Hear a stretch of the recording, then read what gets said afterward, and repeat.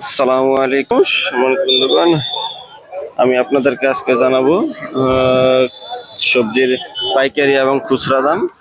এই যে আমরা এখন দেখব সবজির পাইকারি দাম কত করে, তারপর আপনাদেরকে নিয়ে যাব খুচরা বাজারে পাইকারি এবং খুচরা বাজারের পার্থক্যটা নিমসার বাজারে, সেটা আমি আজকে আপনাদেরকে দেখানোর চেষ্টা করব।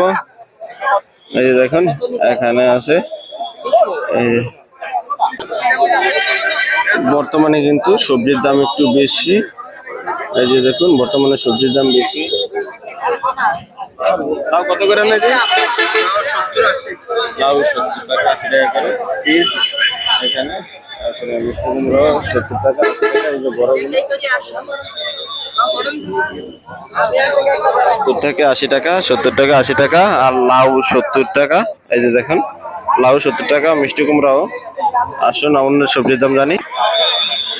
এই যে পাইকারি বাজারে সরষে আজকে 45 টাকা। এই যে 45 টাকা করে পাইকারি বাজারে সরষে।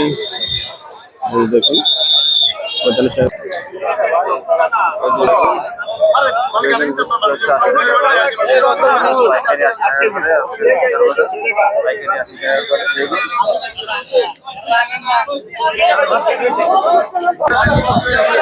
এই যে এখানে আছে সিম, সিম বিক্রি হচ্ছে।